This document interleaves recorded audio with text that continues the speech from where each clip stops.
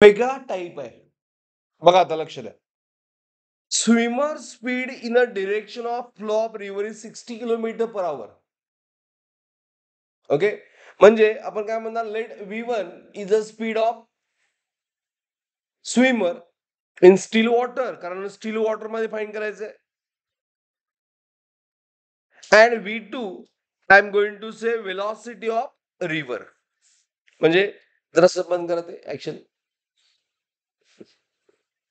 V1 काय, speed of that swimmer find करायचं आहे. कुठे, एज स्टील वॉटर मध्ये. स्टील वॉटर मध्ये करते ना, जे फ्लो होत नाही ते. अँड V2 काय, एज वेलॉसिटी ऑफ रिव्हर आहे. ओके, V2 सो फाइंड करायचं आहे, and that is velocity of river. ही रिव्हरची वेलॉसिटी आहे. ही कोणाचं आहे, स्विमरचं स्पीड आहे V1. राईट. पहिल्यांदा काय दिलंय, त्याचं स्पीड आहे 60 km/h. कधी, ज्यावेळी तो मूव्ह होतोय in a direction of flow of river. म्हणजे ज्यावेळी स्विमर फ्लो होतोय, ओके, म्हणजे velocity of river V2 and velocity of swimmer एकाच डिरेक्शन मध्ये आहे, बरोबर ना. त्यावेळी स्पीड किती आहे, 60. Is it right. त्यावेळी स्पीड किती आहे, 60. मग एकाच डिरेक्शन मध्ये असताना आपण इक्वेशन काय लिहितोय, V1 मायनस V2, बरोबर. आणि अपोजिट दुसऱ्या केसमध्ये काय, स्विमरचं स्पीड आहे, ह्यावेळी स्पीड आहे, स्विमरचं स्पीड आहे. I am going to say resultant. हा वर्ड फार महत्वाचा आहे. का सांगतो, किती आहे ते, 60 km/h. कळतंय मी काय म्हणतो ते, एव्हरीवन. आणि ज्यावेळी स्विमर फ्लो होतोय कुठल्या डिरेक्शन मध्ये, V2 आहे, रिव्हर V2 आहे, बट स्विमर फ्लो आहे opposite direction of what, river, बरोबर. त्यावेळी त्याची रिझल्टंट स्पीड आहे काय,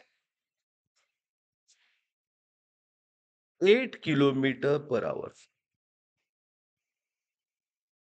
तर ह्या प्रॉब्लेम मध्ये हे रिलेटिव्ह वेलॉसिटी नाही आहे.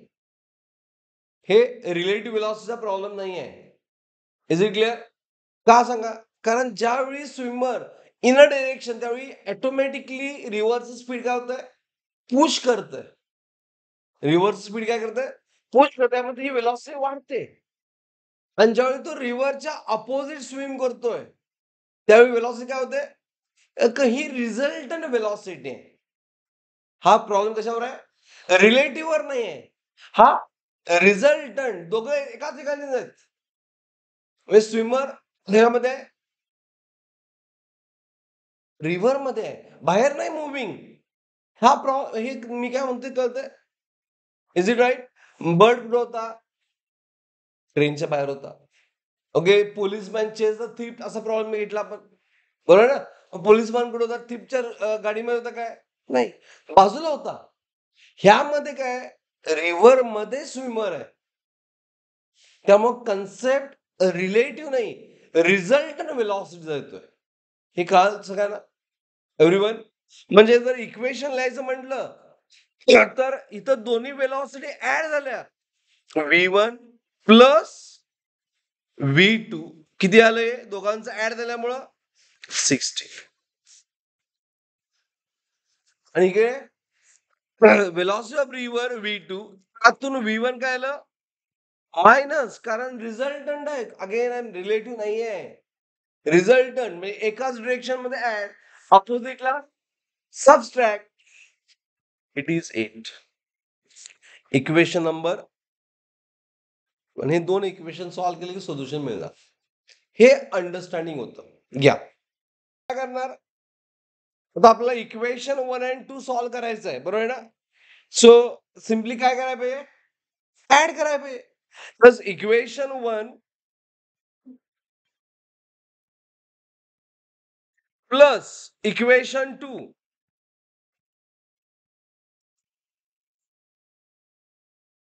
So it is V1 plus V2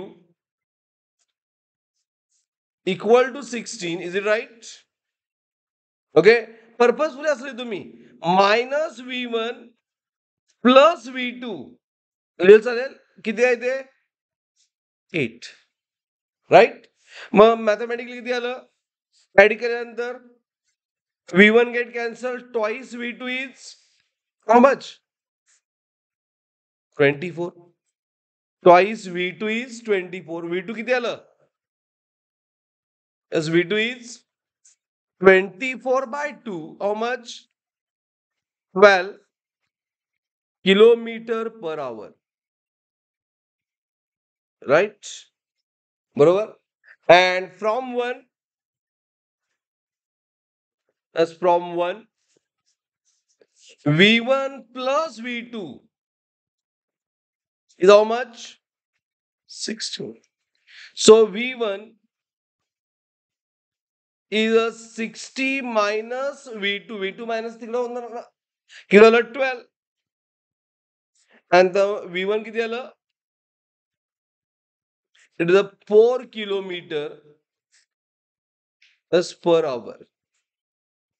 4 kilometer per hour. Is it clear?